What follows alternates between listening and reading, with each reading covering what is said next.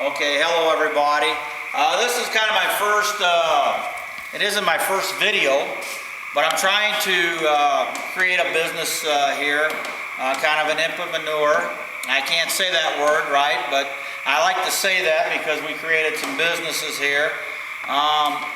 We always have to struggle through a business with droughts and floods here and being a farmer. This is in our hay shed. The last time I had this, we've had a couple videos in here before on Donald Trump and geoengineering. We realize that geoengineering is causing some problems. We're going to focus on most of our farming stuff and trying to build a business and what have you. We're branching out on different things, and people don't realize that we got to kind of work. And I think one of the reasons I'm doing this now, my son was watching the One and Lonely Farmer, and he's got a lot of neat stuff, and he's got a Krone baler, and Lisa is my web designer, and she does the camera work. And so we had a connection, and I talked to him, and I happened to listen to one of his videos here. It just came out, and they was talking about, you know, equipment and stuff, and not everybody has got new equipment. That tractor there, Lisa, if you want to hit the B, and that's my wife over there. She don't have to run. She's been working hard, making pies and doing all kinds of stuff. But that was my grandpa's tractor. He bought that when my dad went to war. When my dad was in World War II, and since it ain't just too long here, we're going to be Memorial Day. So when my dad went to war and my uncle went to war, there was nobody to run the mules, the cultivate. My grandpa bought that B, and that was a cultivating tractor. We still have it in the family. This is my bigger tractor that I use to bale hay with. I did a video when the air conditioner split, and it was 130 degrees. And we had another episode where the brakes went out because the light went off. You know, when you have problems, and then the next thing you know, you drive off and I ruined the brakes. So we're getting them fixed. Just about got it fixed. And on the One and Lonely Farmer also, he was talking about extra lights. And this tractor don't have any good lights, so I've got these lights being in here. Hey Kevin, can you run up in the tractor and push I hooked it up to the front power supply I got hooked. We'll see how well these lights work. I have trouble seeing at night, and we have to work at night. We're doing this video at night too. A lot of people don't realize that we got to keep working and doing stuff. It's kind of a beautiful night. We've had a big rain. We've had 8 inches of rain last week. And yeah, look at the light shining there now. Of course, we got lights on in here, but that'll work. That's good enough, Kevin. Kevin's my son, and he's helping me put these together. And when the One and Lonely Farmer was talking about sprayers, and he was putting nitrogen on his grass hay to get it to grow, I tried to do non-GMO crops, and they just won't grow, and I did not know that we had so much aluminum in the soil that was hampering it. Apparently the GMO crops are designed to take care of, to handle the aluminum in the soil, and people need to investigate this. I'm not going to spend a lot of time here. You know, may not want to believe it. I've tried to talk to a lot of people. Dane Wigington's got a very good website, and you know, don't take his word for it. Go out and investigate and find out what's really going on with the weather.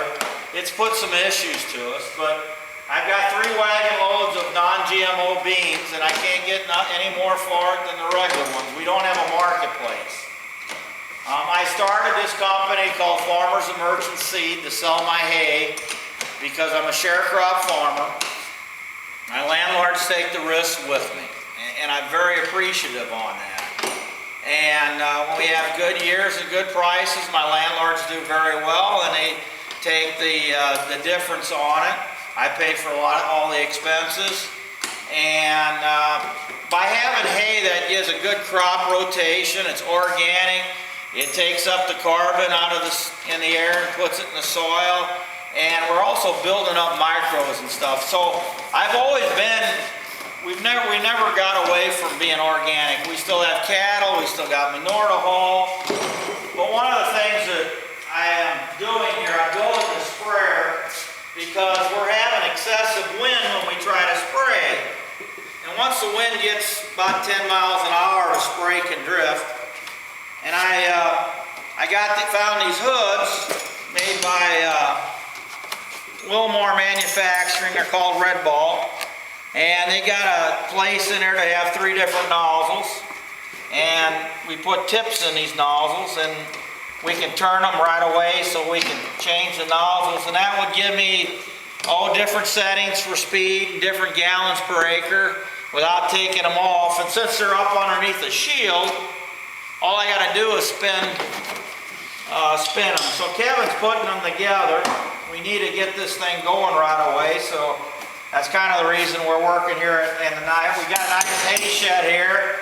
I ain't got all my hay sold, but we got a nice concrete floor we can pick stuff up on. So Kevin's putting them together.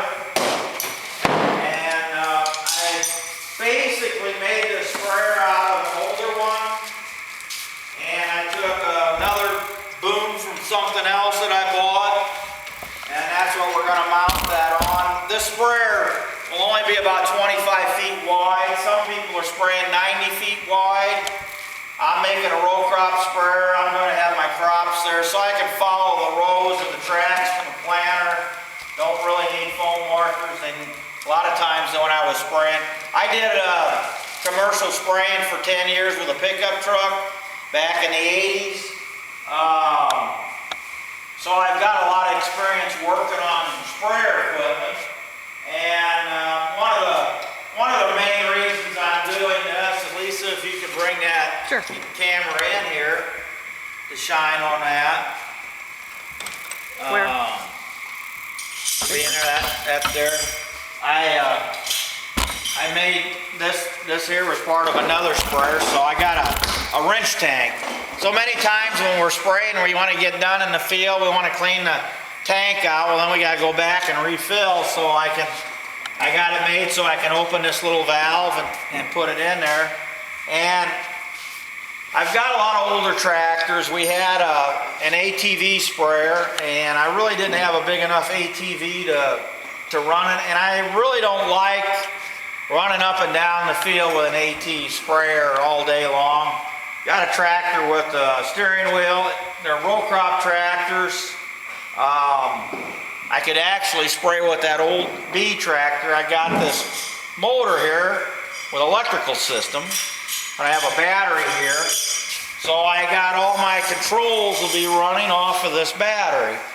So anyhow, this 3020, it's got a 12 volt system, but it's reverse polarity. It didn't want to work with these other controllers. And that don't have any batteries, so it'll run no matter what. I did got the battery charger on here. Lisa and me, we did a deal on batteries a week ago. And I guess we'll be putting that in there just to give you an idea of all the work and stuff that we got to go through being on it. So we really servicing this tractor pretty hard so it can really go. I mean, I got all the air conditioner now fixed last year and getting all complete brake job and all the hydraulics fixed. And so I'm going to be ready to go, and hopefully it won't have any downtime. And but we want to spray our own fields, and now we won't have to worry about the wind drifting this chemical off the spot. I can be out without a cab here. I like to be out in the open, but I'm scared of the chemicals. And one of the things that the one and lonely farmer there, Wesley, he was upset about, and I have to agree with him. We're not putting these chemicals on because we're lazy. We just can't find anybody to go out and hoe 100 acres of ground anymore for 50 cents a day or whatever it is. Nobody wants to do that work. and we got to get rid of the weeds or it's going to be competing for the fertilizer and all the other stuff there. And we don't use any chemicals that we don't have to for one main reason: it costs money. We want to save money. We want to do it the most efficiently there is, and I can tell you every farmer has that in the back of his mind, because that's an expense, and we only get so much at the marketplace. And these expenses for these chemicals, you know, they made a joke one time about a farmer's the only one that buys retail and sells wholesale. Well, that's basically the truth. You know, we just can't pass that buck on there. So, you know, we're not wanting to use any more chemicals than we have to. We want nature to do as much as we can, and you know, that's one of our major goals here, is to save it. And I also kind of doing these videos also to show you different tools and how we hook things up and how we make them work, different stuff.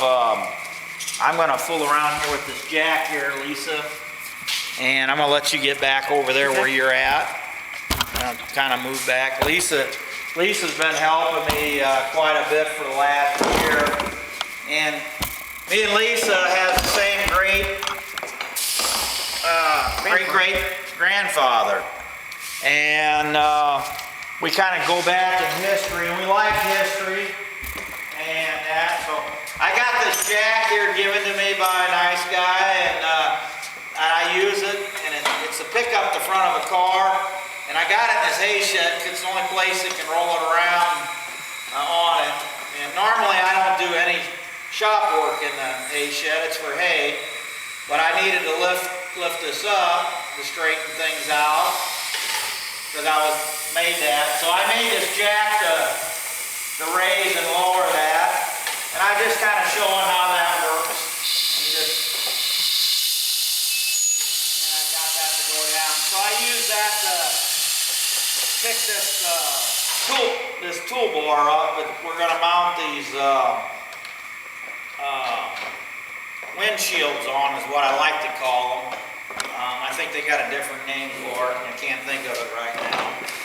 But we put that on there, but we just roll. It's nice if you can roll this thing around.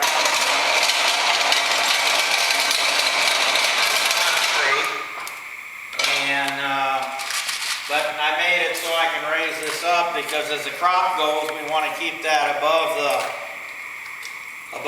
So this is kind of my idea, I guess, but I've seen stuff like this done before, so a lot of times I think I come up with an idea and somebody else has done it already.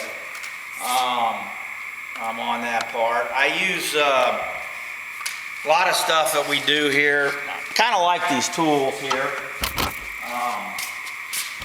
I got this, we've been using a gas-powered weed eater, but our gas ain't no good, or not a weed eater, but a leaf blower.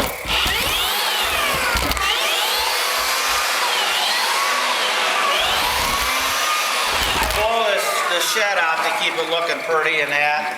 It don't take much to get dust and dirt and stuff in here with a storm, but that DeWalt leaf blower really works good. We use it to clean up the equipment, clean out the cab and stuff. And I've been using, I used all these tools here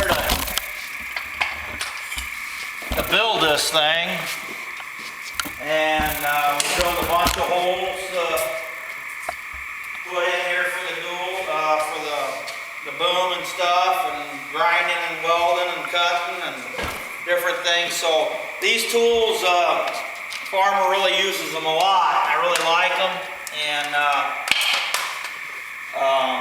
that switching around the batteries from one thing to the other really saves a lot of time and what have you to go with that. So we're trying to put this together tonight so we can use it the next day or two. We still have to calibrate the sprayer and make sure everything works before we put chemicals and stuff in it. So this is kind of our first one. We're in the dark here, so It is a full moon almost, so I don't know, Lisa, if we can get a moon out of this or Okay. not.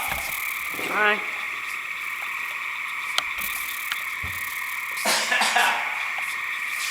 So we deal a Oh, there it lot is. with the weather. Can you see the moon out there? Yes. Looks pretty neat on it. Yep. And you can hear all the frogs croaking.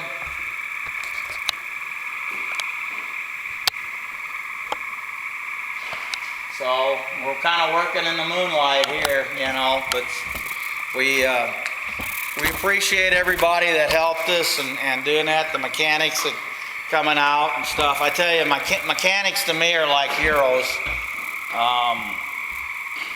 Every one of them I learned from something. My dad was a really good mechanic. He worked on tanks in World War II, and he's passed on. There's other military people that's really good mechanics. They learn how to fix things with what you got. And that's kind of what I'm wanting to kind of teach and show here. A lot of times we just make things do and make them use. We keep using our old equipment. We can, you know, put it, now I'm building that sprayer, I can use my old tractor now or any other tractor that I already have. And the other reason I wanted a smaller sprayer over there is so it wouldn't cut ruts in the field when we get all this rain and what have you. So I appreciate Lisa helping me with this, and I'm hoping that we can start a little mini series on this. Always going. Lisa took pictures of the Kubota tractor out there and whatever. I know the other day we did an issue thing here on the when we get over here to this 3020. We'll go around that on the the small other one? side. Put a new fuel filter in. Fuel ran right on through, and got the coil going in there. We went and worked on the coil on the other side. And anyhow, there's a fuel pump there, and we think maybe the fuel pump went out. So if it ain't one thing, it's another. You just got to keep working on them. I got the battery charger to charge up the batteries. I might need to buy 2 new batteries for this tractor yet before I'm all said and done. So it just it takes a lot of time and money to get everything to work and work efficiently. Some of the stuff maybe we should have had done a little bit sooner, but it rained, and so now when it dries up, we're going to be going, putting up hay, beans, corn, and pretty busy. So we're kind of right here at a little bit of a time where we can do this. Now it's nice and cool tonight to work on stuff like this, and the main reason we're doing it in here, we got nice lights and concrete floor, and this was designed to put my hay and stuff in there. So being on that part of it, so and then I got all this plumbing stuff to do yet, so I got quite a bit of work to do yet, and we'll work on it until we get tired and go to bed then. Thank you all for watching this. I hope it's been informative. You know, we're just trying to show you we, you know, got tools and keep working. A lot of people think it, you know, farmers was born rich. Well, we just work. And we love doing what we do. That's why we're here. It costs a lot of money, and somebody this time of the year, you know, we're on the road. We really don't want to be on the road blocking your traffic, but we need to get to our fields and stuff. And there's a lot of big stuff, and not everybody is the same. Every farmer is different.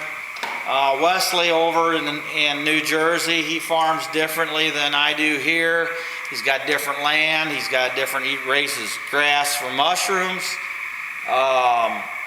He's interesting, and I like him. And if nobody's seen his video, I suggest looking at him. I learned to network, throwed some things off. We had balers, so that was the connection there. I've got other friends. I'm hoping that we get this sprayer working and I can maybe build them to sell to make extra money. We're always looking for some way to generate more income from the farm. And this might be a thing here that my son and kids can help put some of these stuff together. This is a way that I can teach my kids how to do a job. We got to keep working and hopefully with it, but every once in a while I'm going to be putting the weather together. Take care. Thank you.